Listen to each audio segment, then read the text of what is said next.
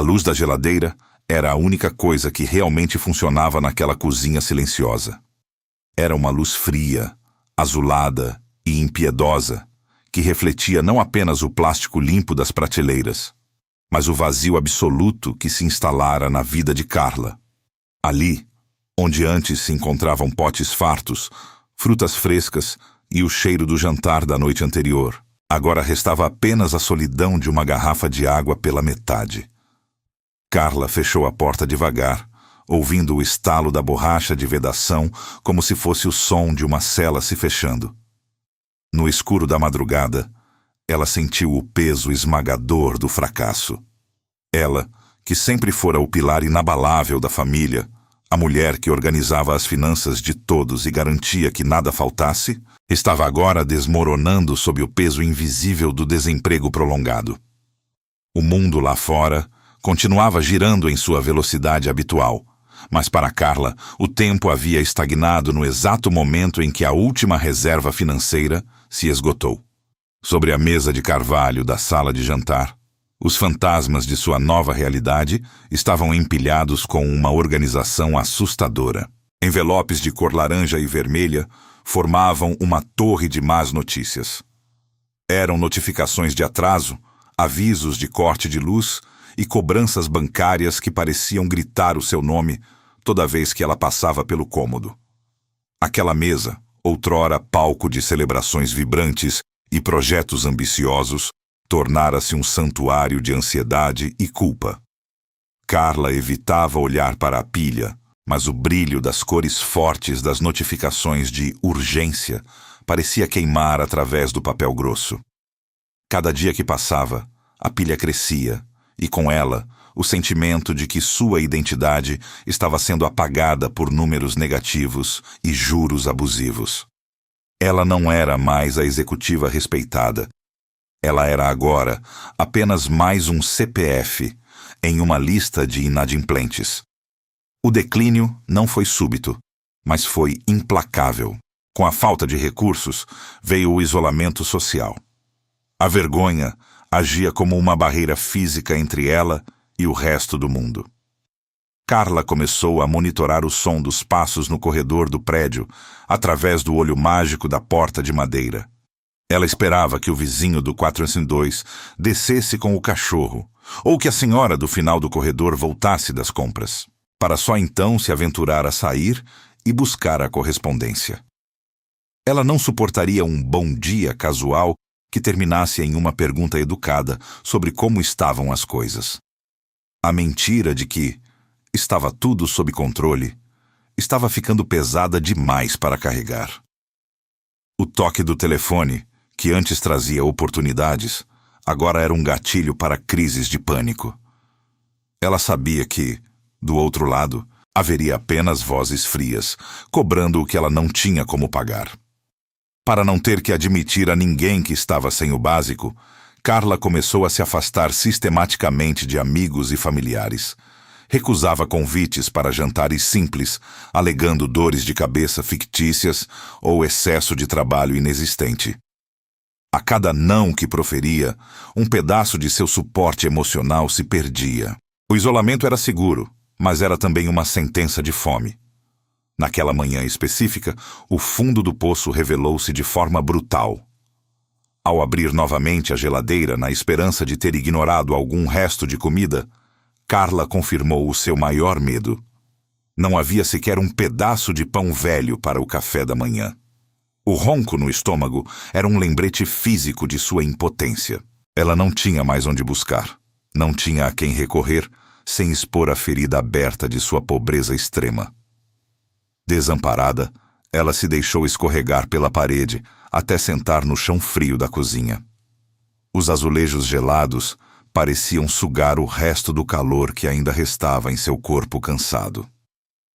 O silêncio da casa era interrompido apenas pelo zumbido distante da rua, um lembrete de que a vida das outras pessoas continuava próspera. Ali, com a cabeça apoiada nos joelhos, Carla permitiu-se chorar. Não era um pranto dramático, mas um lamento silencioso de quem perdeu o controle da sua própria existência. No entanto, em meio àquela escuridão densa, algo inesperado mudou.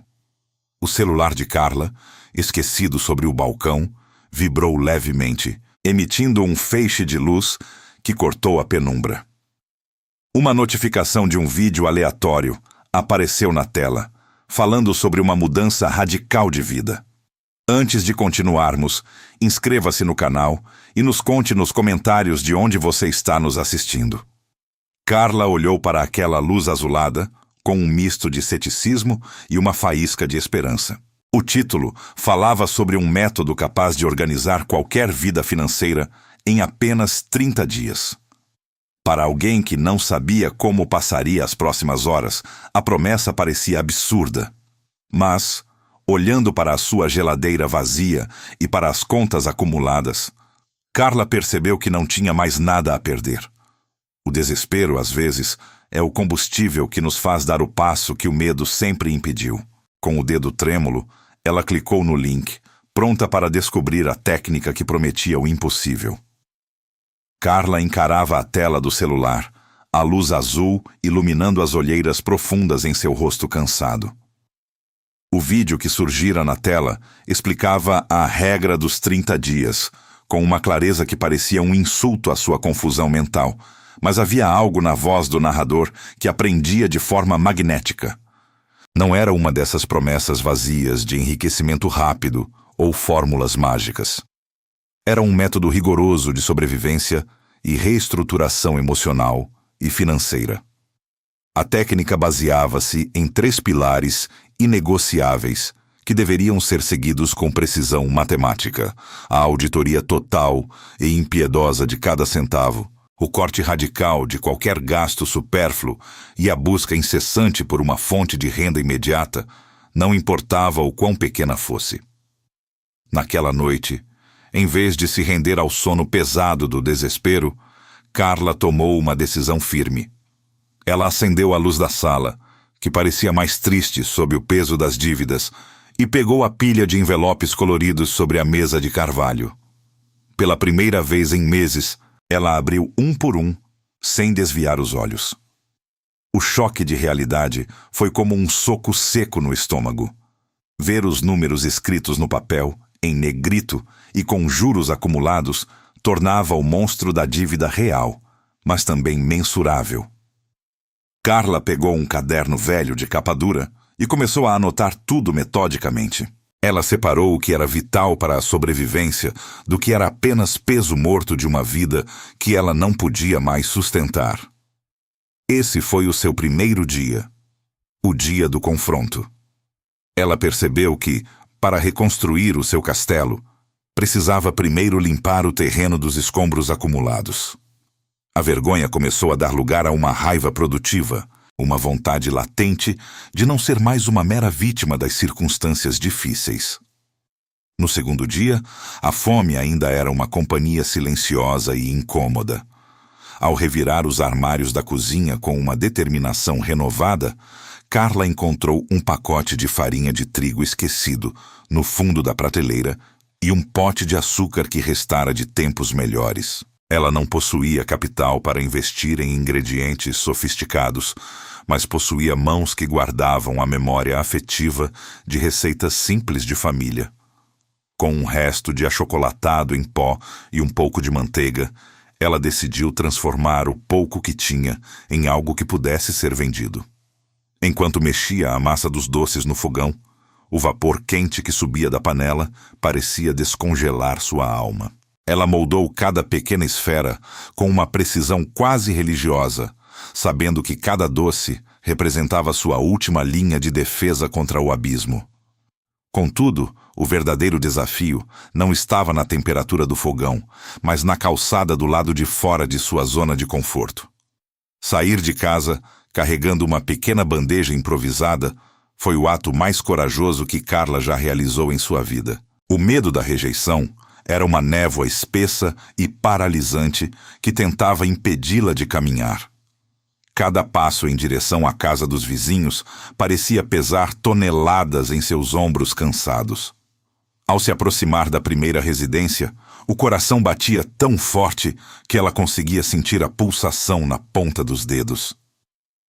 Ela bateu a porta E quando a vizinha abriu com um olhar curioso, a voz de Carla falhou por um segundo. O primeiro não veio rápido, educado, mas seco. A vontade de Carla era dar meia volta e se esconder novamente em seu casulo de sombras, mas a imagem da geladeira vazia brilhou em sua mente como um farol de alerta. Na terceira tentativa, um senhor idoso e sorridente comprou 2 doces.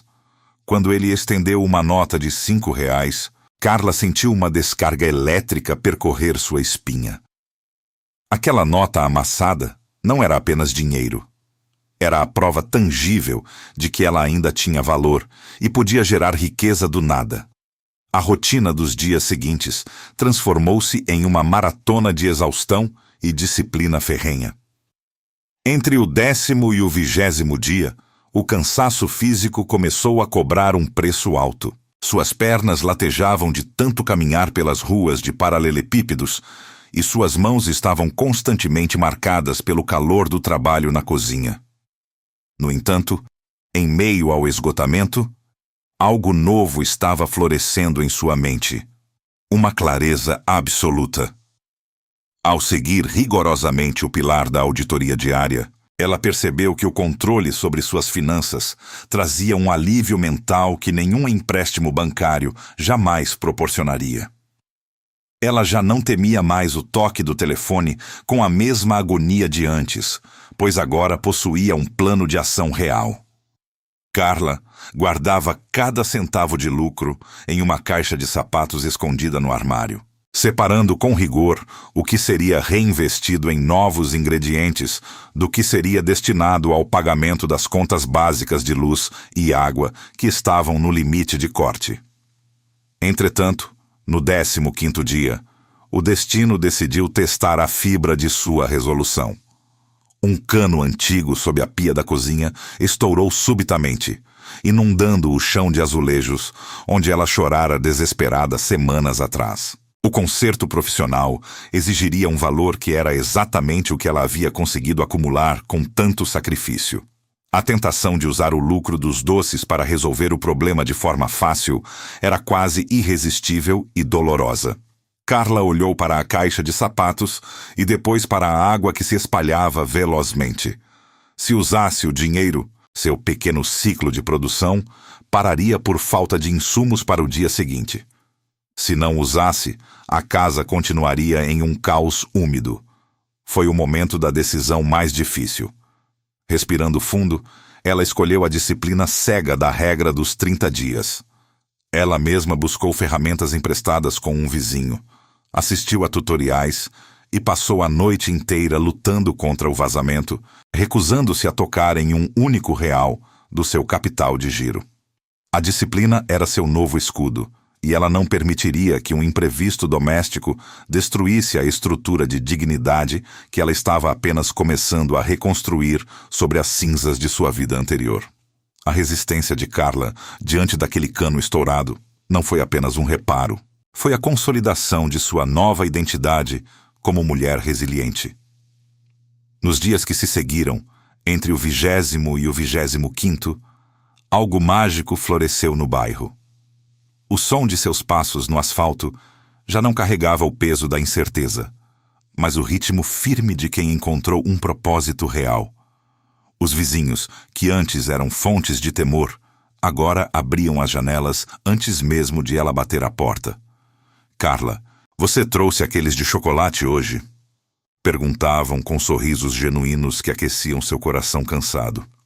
A vergonha fora substituída por uma rede de apoio vibrante. O que começou como sobrevivência transformou-se em uma demanda alta. Ela já não vendia apenas doces.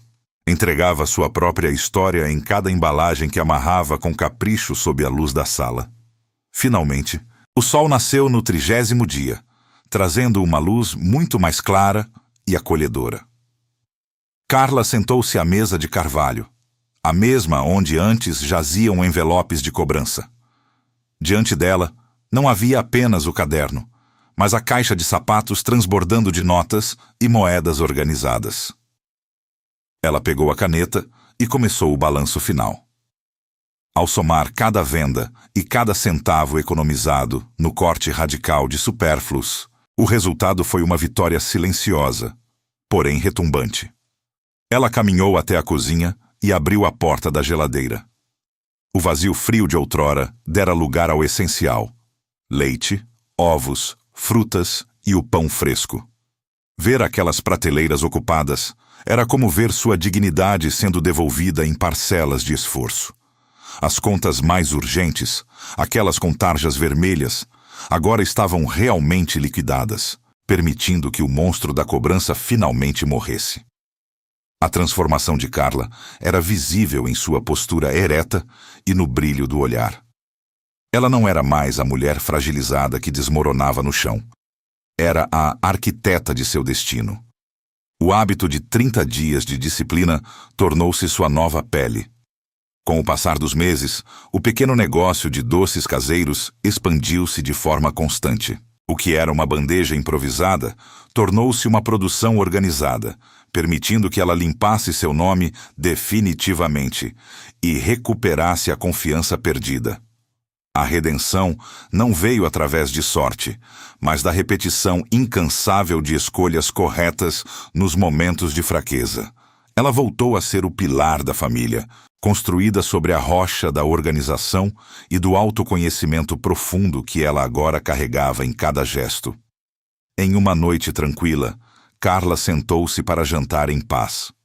A casa, antes um túmulo de silêncio, agora vibrava com energia de renovação.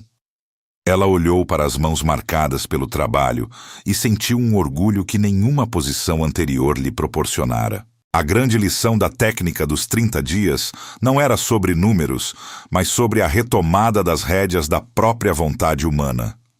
Ela descobriu que a crise financeira era apenas a superfície de uma batalha pela sua própria fé. Deus não removeu o mar à sua frente, mas deu a ela a força para remar até a outra margem com coragem e determinação inabalável. Se você hoje se encontra diante de uma geladeira vazia, saiba que o fim de um ciclo é o adubo para algo extraordinário. A mudança exige decisão, disciplina e confiança no processo, por mais lento que pareça no 15º dia. Não permita que o medo ou as dívidas definam quem você é. Erga a cabeça, organize o que resta e dê o primeiro passo hoje. Se esta jornada de superação tocou o seu coração, inscreva-se em nosso canal e curta este vídeo para que ele alcance mais pessoas que precisam de um motivo para acreditar. Compartilhe com alguém que hoje se sente perdido no escuro. Talvez esta seja a luz necessária para que o 30º dia de vitória comece agora mesmo. Você é capaz.